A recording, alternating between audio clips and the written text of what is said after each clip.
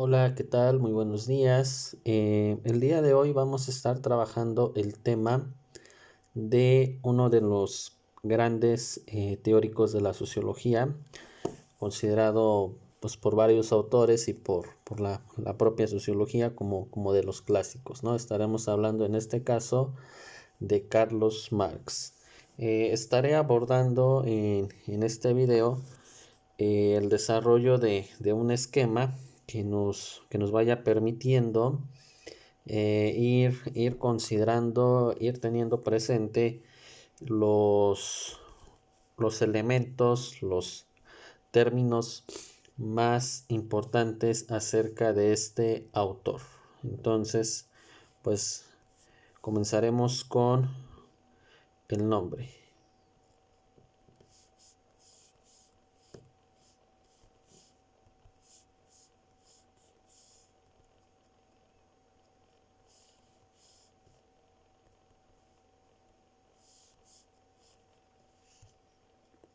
Muy bien, pues nuestro autor que estaremos abordando el día de hoy es Carlos Marx, o mejor conocido por su apellido, Marx. En el caso de Marx, los elementos más importantes que vamos a estar trabajando en este video son los siguientes, ¿no? Los cuales voy a ir anotando para que los puedan ver en pantalla.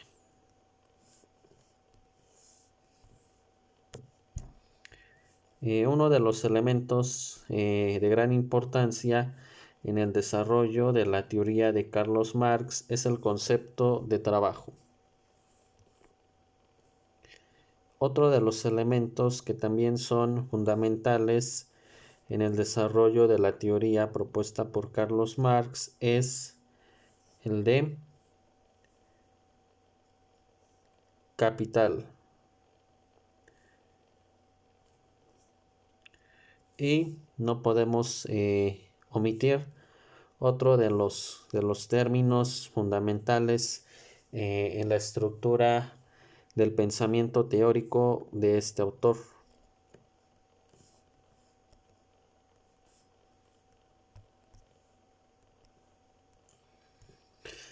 Es decir, el concepto de clase social. Ok, ahora me voy a permitir cambiarle un poquito el color para que los distingamos de mejor forma.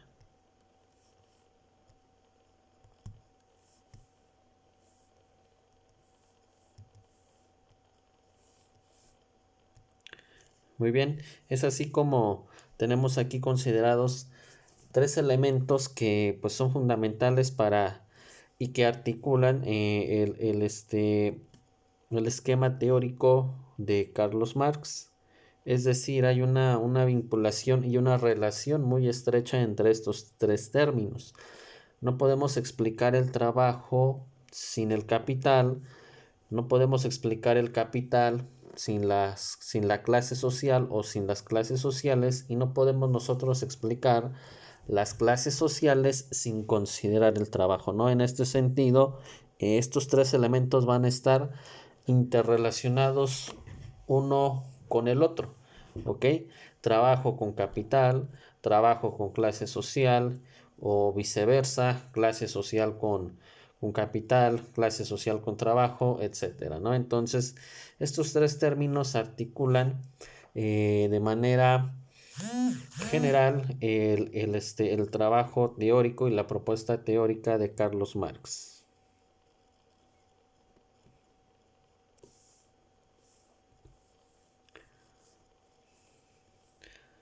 Ok, entonces voy a poner estos tres elementos acá de este lado para, para que los podamos ahí ir visualizando. Muy bien.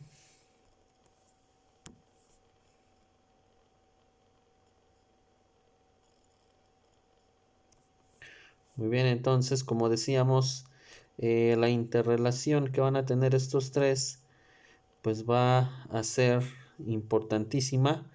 Trabajo, clase social y capital, ¿no? Y estos tres elementos pues van a ser parte de la columna vertebral bajo la cual va a estar trabajando este autor, ¿ok? Carlos Marx. Muy bien. Y ahora vamos a platicar un poquito acerca de cada uno de estos, pues para que vayamos nosotros comprendiendo de qué manera se relacionan y por qué es que estos elementos son centrales en la teoría de este autor, ¿no? Empezando primeramente por el capital. Entonces voy a jalar aquí una flechita. A ver, con este no. Vamos nosotros a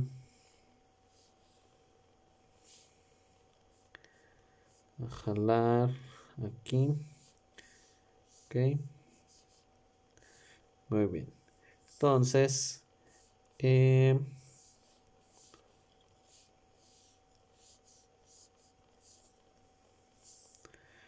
vamos nosotros a desglosar aquí unas líneas en donde nosotros donde voy a poner yo algunas de las ideas más importantes que nos permitan comprender cada uno de estos elementos, comenzando por el de capital. Bueno, en términos del capital, pues para Carlos Marx es como, para Carlos Marx viene siendo como la génesis de todo. Es decir, esta llamada acumulación originaria, de la cual Carlos Marx nos hace mención. Eh, para, para hablarnos sobre la acumulación originaria, Carlos Marx hace un análisis histórico y entonces él comienza analizando cómo han sido las diferentes formas de producción a lo largo de la historia. Y él comienza este análisis, este recorrido histórico desde los primeros, desde los primeros hombres, ¿no? que habitaron en nuestro planeta. Y él hace este abordaje acerca de estos primeros hombres y denomina que ellos, su modelo de producción o su modo de organización era el de la comunidad primitiva. ¿Y cómo funcionaba una comunidad primitiva? Pues bueno, era un tanto sencilla, era un tanto simple, porque la comunidad primitiva, en la comunidad primitiva había una división muy sencilla del trabajo. Es decir, los hombres pues se dedicaban a cazar pues grandes bestias, ¿no? Para poder sobrevivir, ¿no? En este caso tenemos, yo creo que muy presente, o de inmediato cuando hablamos de estos primeros hombres que se dedicaban a la caza, yo creo que se nos viene a la mente esta imagen o esta idea del hombre primitivo cazando un mamut, ¿no? Más o menos por ahí es la idea, ¿no? Y mientras que las mujeres pues se dedicaban a la recolección de semillas. ¿Sí? En este sentido, pues la división social del trabajo era muy simple. Los hombres se dedicaban a cazar, las mujeres se dedicaban a recolectar semillas. Y recordemos que estos primeros hombres, que estos primeros grupos de humanos que trabajaban o que desde la mirada de Carlos Marx los denominó como que su modelo de organización social y productiva pues era la comunidad primitiva. Estos grupos eran nómadas y yo creo que si recordamos las clases de historia, nómadas son aquellas personas que no tienen un lugar fijo, es decir, van caminando, van cambiando de lugar constantemente, ¿no? Y en este sentido, pues estas comunidades primitivas pues eran nómadas en ese sentido, que siempre andaban constantemente viajando, no tenían un lugar fijo. Y entonces, pues en términos generales, esto era la comunidad primitiva, con un modo de organización, con una división social del trabajo muy simple, grupos nómadas que no tenían un lugar fijo, que viajaban de un lugar a otro, sus herramientas de caza eran demasiado rudimentarias, demasiado elementales, no tenían una serie de conocimientos. Es más, ¿no? Estos grupos nómadas todavía no habían descubierto el fuego, ¿no? Entonces no nos situamos en un momento histórico en donde el conocimiento que tenían estos grupos nómadas o estas comunidades primitivas pues era muy simple. Pero bueno, el tiempo sigue avanzando y luego Carlos Marx identifica que después de la comunidad primitiva se desarrolló otro modelo de organización, ¿sí? Otro modelo de producción. Y este modelo de producción era el modelo esclavista.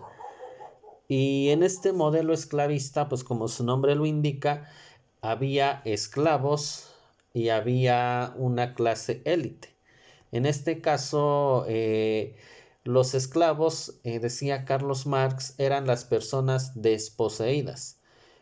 Y los de la clase élite, es decir, los que gozaban del fruto del trabajo realizado por el esclavo, pues a este grupo élite o de la élite se le consideraba como los poseedores, ¿no? Entonces, en esta segunda forma de organización productiva, ya comenzamos a ver que se empiezan a dar este fenómeno de la desigualdad social.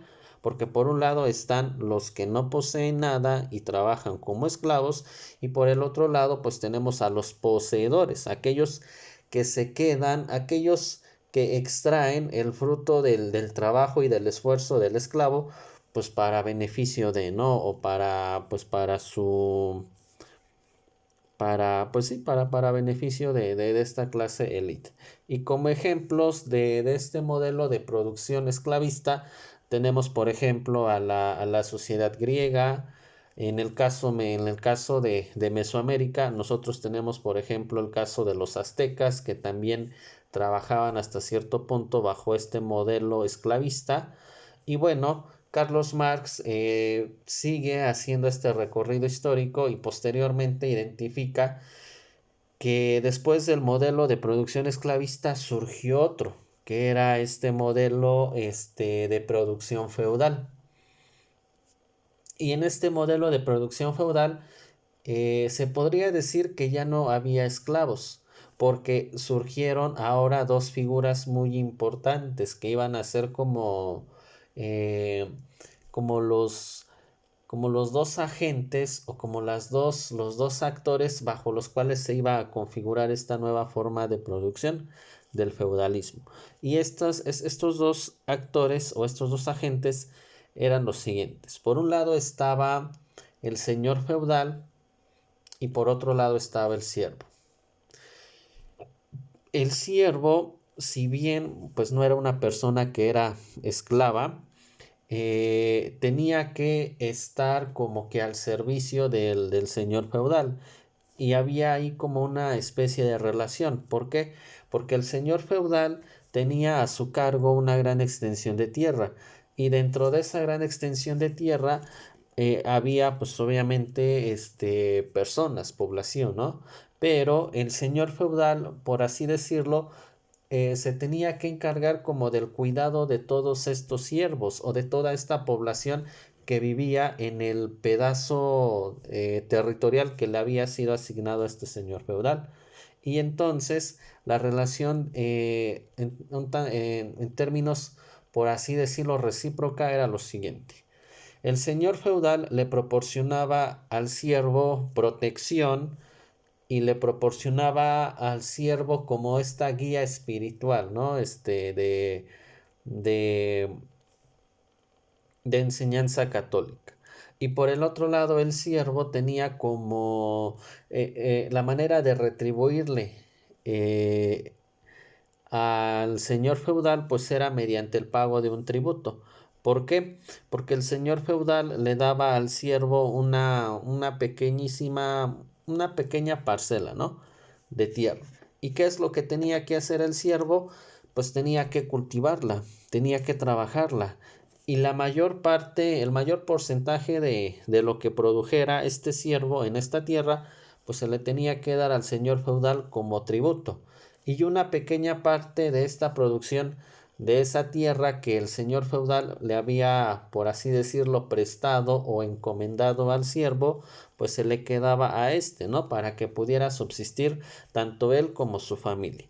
Entonces, en este tercer modo de producción encontramos ya sigue existiendo una relación de desigualdad, pero ahora ya no es tan marcada como en como en el esclavismo, donde estaba el esclavo y donde estaba el totalmente desposeído y el totalmente poseedor, ¿no? Y en este caso, en el feudalismo, pues si bien el siervo era un desposeído, pero pues por lo menos ya tenía su chocita y por lo menos ya tenía un pedazo de tierra que si bien no era totalmente de él, porque básicamente se la prestaba el señor feudal, pues de ahí podía subsistir tanto él como su familia, ¿no? Entonces, ¿había una relación de desigualdad? Pues sí, por supuesto, pero pues ya no tan marcada como en el esclavismo, ¿ok? Y bueno, Carlos Marx sigue haciendo este recorrido histórico y ahora viene este modelo de producción que él denomina como el modelo de producción capitalista, ¿no? Y es aquí donde comienza realmente lo interesante. ¿Por qué? Porque bueno, este modelo de producción feudalista que duró varios siglos, pues como todo tiene su inicio, pues obviamente también tiene su final, ¿no? Y el modelo feudalista en determinado momento ya no pudo seguir adelante. En determinado momento el modelo feudalista se desgastó tanto que terminó yéndose de picada, que terminó quebrándose. Y terminó quebrándose por una situación muy importante que sería la génesis del modelo de producción capitalista, ¿no? Y la consecuencia de que se acabara el modelo feudal fue el inicio del comercio. El inicio del comercio fue el que catapultó al modelo de producción capitalista y que al mismo tiempo el comercio fue el que terminó por sepultar el modelo feudalista, ¿sí? Entonces el comercio en el feudalismo no se daba. En el feudalismo no había comercio porque todo era un trueque, un intercambio de mercancías, ¿no? Pero mediante trueque. Como por ejemplo, les decía yo, el siervo pagaba un tributo, pero no lo pagaba no le pagaba en dinero al rey, o perdón, al señor feudal, le pagaba con su cosecha, es decir, le pagaba en especie, ¿sí? Y entonces era más que nada un trueque. Pero ¿qué es lo que pasa cuando llega el advenimiento del capitalismo? Se empieza ahora a utilizar el dinero. Ahora sí, se comercializan mercancías, pero estas mercancías ya no son tanto como un trueque, sino que ahora ya se comercializan en términos de un valor monetario, ¿sí? Y es aquí donde donde el intercambio de bienes en un principio se da en pequeña escala, pero al paso de los años, al paso de las décadas, este intercambio de mercancías empieza a ser mucho más grande y empieza a ser mucho más fluido, mucho más movido, y entonces los comerciantes que en un primer momento tenían pequeñas ganancias, al paso de los años, al paso de las generaciones, estas familias de comerciantes que iniciaron con pequeños intercambios y con pequeñas ganancias, fueron, al paso de los años, fueron acumulando tanto mercancías en términos de un mayor porcentaje como en ganancias, ¿no? Y a esto es a lo que Carlos Marx denomina como la acumulación originaria, ¿no? Es decir, este proceso en donde el comercio que se inició dando en pequeña escala fue cada vez acrecentándose más, ¿sí? Generando que estos pequeños intercambios, que esta pequeña acumulación de mercancía que esta pequeña acumulación de ganancia se convirtiera al paso de varias décadas en acumulación muy grande de mercancía, acumulación muy grande de ganancias, ¿no? Y entonces hasta el mismo nombre de esta clase, que en un principio eran llamados comerciantes, con el paso de los años se fueron configurando como una nueva clase social. Y cuando esta clase social, que en un inicio fueron pequeños comerciantes, al paso de los años se transformaron en lo que Carlos Marx denominó como la clase burguesa, como esta clase que poseía el capital acumulado de varias generaciones atrás, esta clase social de la burguesía que tenía en su poder una cantidad muy grande de mercancías y que tenía en su poder también una serie de instrumentos para producir más mercancía y una serie también de medios de transporte para comercializar mercancías a gran escala, ¿no? Entonces, vemos cómo esta acumulación originaria es lo que viene a detonar, a fin de cuentas, todo este modelo de producción del capitalismo, ¿no? Pues en relación a todo ello, es básicamente a lo que quería llegar, ¿no? A este punto de la acumulación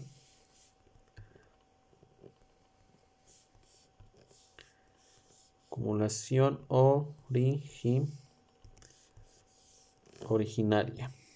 ¿Correcto? Bueno, pues la acumulación originaria, y por eso les digo que estos tres elementos pues son de suma importancia porque nos ayudan a entender, ¿no? En términos generales, cómo se estructura la propuesta teórica de Carlos Marx. Y por eso están, por ejemplo, aquí el capital como un elemento sumamente importante porque tiene como antecedente esta acumulación originaria que se fue dando al paso de varios años. Y aquí también nosotros vamos a poner otra notita para que consideremos para que nosotros consideremos qué es lo que entendemos por capital. Y que hace un momento ya se los comentaba, pero se los voy a escribir. Por capital, vamos a nosotros por capital no nada más vamos a considerar la ganancia, porque la ganancia económica sí es una parte importante del capital, pero no lo es todo, ¿no? Entonces vamos a ir puntualizando a qué se refiere todo esto del capital. Por una parte está, pues obviamente, la ganancia económica, pero también vamos a tener nosotros aquí, por una parte, la ganancia económica, por otro lado, el capital también hace referencia a la mercancía que esta clase burguesa poseía en exceso, un exceso de mercancía, le vamos a poner aquí, o el monopolio, ¿no? Más bien creo que lo tendríamos que poner en estos términos de monopolio de la mercancía, ¿sí? Monopolio de la mercancía. Por capital, también nosotros tenemos que considerar los medios de producción. Y los medios de producción pues van a ser básicamente estos instrumentos o estas herramientas que le van a permitir a esta clase burguesa generar más mercancías, que le van a permitir a esta clase burguesa generar más ganancia, ¿no? Entonces, por capital vamos a entender estos tres puntos: ganancia económica, monopolio de la mercancía o un gran exceso de mercancía y medios de producción. Entonces, esto lo vamos a considerar aquí, ¿sí? Bueno, mejor lo vamos a poner de este lado.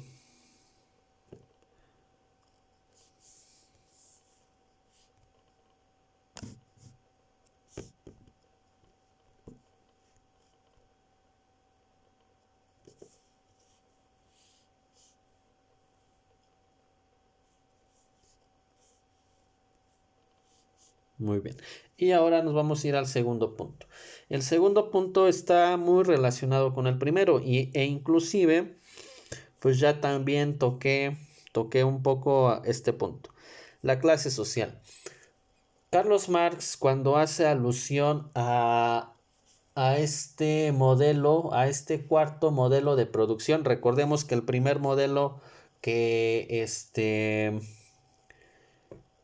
que Carlos Marx encuentra en la humanidad es la comunidad primitiva. Posteriormente a la comunidad primitiva viene el esclavismo. Se derrumba el esclavismo y ahora viene el feudalismo.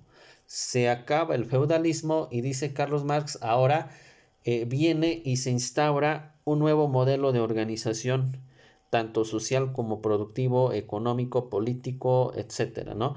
Y este modelo es el capitalismo. Y el capitalismo funciona en relación a una lucha de clases sociales. ¿Y quiénes son estas clases sociales que van a estar luchando o que Carlos Marx considera como antagónicas? Pues vamos a tener aquí a dos clases sociales. Recordemos que, por ejemplo, en el esclavismo teníamos nosotros a los poseídos y a los desposeídos, ¿no? O, por ejemplo, en el modelo feudal teníamos nosotros al siervo y al señor feudal. Y en el capitalismo también vamos a tener aquí a dos agentes centrales, a dos clases sociales que van a resultar fundamentales para explicar el desarrollo, el funcionamiento y la reproducción del capitalismo.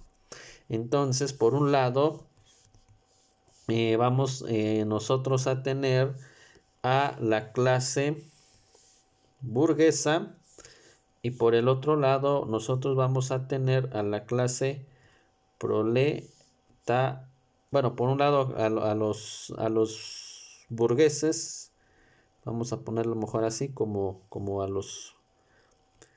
los burgueses y por el otro lado vamos a tener también a esta clase de proletariados, ¿sí? Vamos a tener entonces dos clases sociales en el modelo de producción capitalista. Vamos a tener a los burgueses, que básicamente los burgueses son los que van a tener el capital, ¿sí? Los burgueses son los que van a tener el capital, son los que van a tener la ganancia económica, los que van a tener el monopolio de la mercancía y los que van a tener los medios de producción.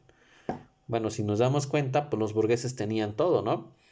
Y si los burgueses tenían todo, pues pudiéramos decir, si nosotros hiciéramos como una comparación con el modelo esclavista, pudiéramos decir que los burgueses en este caso, pues son los poseedores, ¿no? Totalmente, o sea, la clase burguesa se convierte entonces en la clase poseedora, ¿no? Poseedora, pues de todo, básicamente. Y por el otro lado, los proletariados, pues ahora, ¿quiénes son estos proletariados, no? Los proletariados, pues van a ser o va a ser la clase trabajadora. Y bueno, si nosotros decimos, pues si es una clase trabajadora, pues seguramente vive muy bien, ¿no? Pero, pues, ¿qué creen que no? Que aunque los proletariados eran la clase trabajadora, aunque los proletariados eran los que trabajaban largas horas de trabajo, pues no vivían bien. Las condiciones en las que vivía la clase proletariada, pues eran condiciones de extrema vulnerabilidad, de extrema pobreza, y que vivían básicamente al día. No trabajaban para vivir bien, más bien trabajaban para poder sobrevivir, ¿no? Entonces, si nos damos cuenta, pues los proletariados, si bien pues no eran esclavos, pues no poseían nada, ¿no? Entonces aquí vamos a poner que los proletariados eran los los desposeídos, porque pues no poseía nada, ¿no? O sea, la clase proletariada no poseía, este, no poseía ganancia, no poseía el monopolio de la mercancía, no poseía los medios de producción y bueno, a lo mejor ustedes se empezarán a preguntar, bueno, y si estos, y si estos proletariados no poseían nada, pues entonces, como por qué Carlos Marx los considera importantes en el desarrollo de su teoría, ¿no? Si básicamente no poseía nada. Pero bueno, aquí es donde viene lo interesante, ¿no? Y se vincula con el punto número 3, que es el trabajo. ¿Por qué? Porque si los burgueses poseían la ganancia, si los burgueses poseían en términos generales el capital, y si los burgueses eran la clase social alta y que tenía el poder y que eran los poseedores de todo, pues los proletariados que eran, por así decirlo, los desposeídos, pues saben que sí poseían algo, ¿no? Lo único que poseían los proletariados era básicamente esto, ¿sí? ¿Qué es esto? Trabajo, ¿no? Entonces, estos proletariados lo único que poseían era esto, su fuerza de trabajo, ¿no? Su fuerza de trabajo era lo único que podían decir los proletariados, pues yo poseo esto, ¿sí? La fuerza de trabajo. Eh, lo cual era pues muy importante. Era muy importante porque las fábricas no trabajaban solas. Las fábricas no podían producir solas. Ahora sí que las mercancías no se producían de manera automática, ¿verdad? ¿Quiénes se encargaban de producir las mercancías con las cuales los burgueses obtenían ganancia? Pues la respuesta es muy sencilla, ¿no? Los proletariados. Los proletariados eran aquellos que lo único que poseían era su fuerza de trabajo. ¿Y qué es lo que hacían con su fuerza de trabajo? Pues se dedicaban el día completo a trabajar en la fábrica, con una larga jornada de trabajo y con un salario pues muy miserable, ¿sí? Y entonces pues no les quedaba de otra que seguir trabajando día tras día, tras día, tras día, hasta el día de su muerte, ¿no? Y con unas condiciones tan paupérrimas, tan terribles, con un salario muy bajo, con unas condiciones socioeconómicas pues demasiado deplorables, los proletariados no vivían mucho, ¿no? Vivían poco, pero finalmente el sistema capitalista así funcionaba, ¿no? Y hasta la fecha todavía seguimos trabajando bajo este mismo modelo capitalista, en donde para que haya ricos, pues tiene que haber pobres, ¿no? ¿Por qué? Porque básicamente esta es la lógica del modelo capitalista, la desigualdad social, la brecha social entre los poseedores de capital y los desposeídos de capital, pues que lo único que poseen es su fuerza de trabajo. Y pues de manera pues general, nosotros podemos considerar que esto es lo más relevante acerca de Carlos Marx, ¿sí? Considerando el capital, considerando la clase social y considerando el trabajo.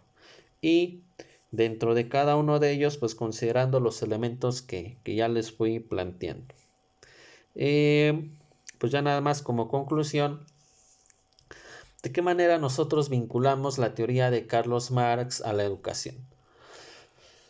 Pues si nos damos cuenta, la educación también está estructurada bajo clases sociales. Si nos damos cuenta, hay escuelas privadas, hay escuelas públicas. Hay escuelas donde la colegiatura supera los 50,000, los 60,000, los 100,000, ¿no? y tenemos escuelas públicas donde pues realmente la colegiatura o las cooperaciones pues no son tan elevadas, ¿no? Entonces, finalmente la educación también está segmentada por clases sociales. Porque si quieres estudiar en el Tecnológico de Monterrey, pues tienes que pertenecer a una clase social que en este caso, ¿cuál sería?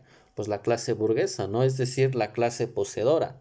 Y bueno, pues si tú no perteneces a la clase burguesa y si pertenecemos entonces a la clase proletariada, pues tenemos que ir a una escuela pública, ¿no?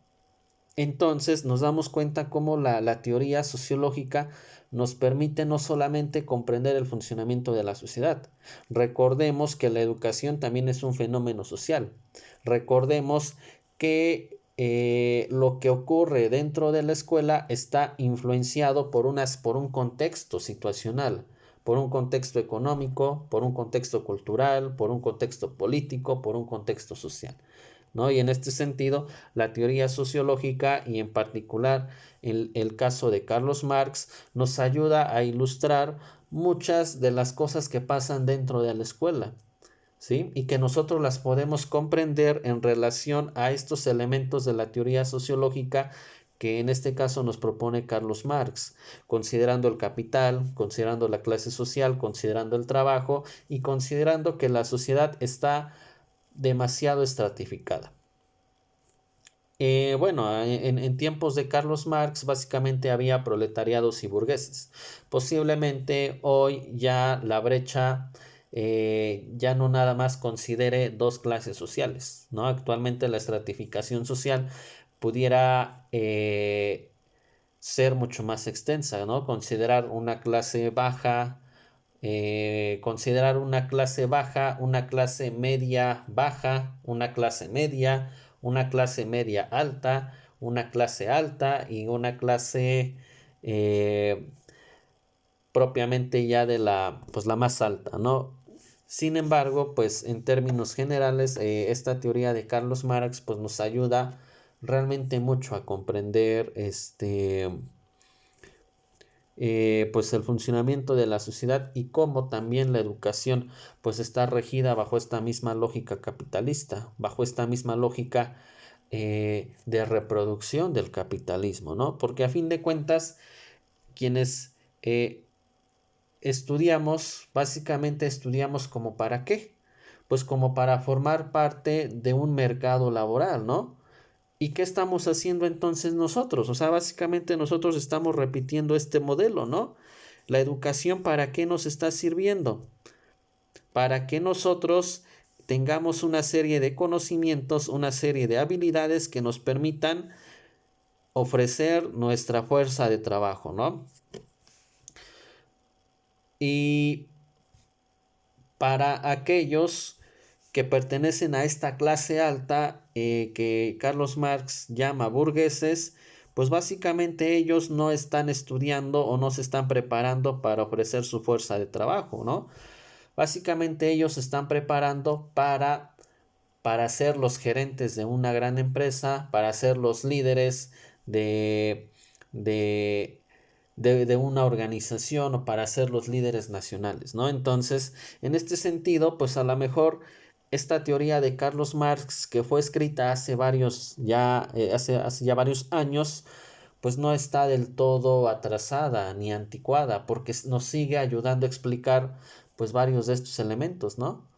En donde pues la educación también está segmentada para quienes van a ser los jefes y para quienes van a ser los, las personas de confianza del jefe y para quienes van a ser las personas que van a trabajar para el jefe, ¿no? En este sentido de estratificación social. Muy bien, pues eso sería todo lo que quería yo dar a conocer en este video. Espero pues les haya servido para aclarar, espero les haya servido para aclarar un poco las inquietudes y las dudas en referencia a este tema.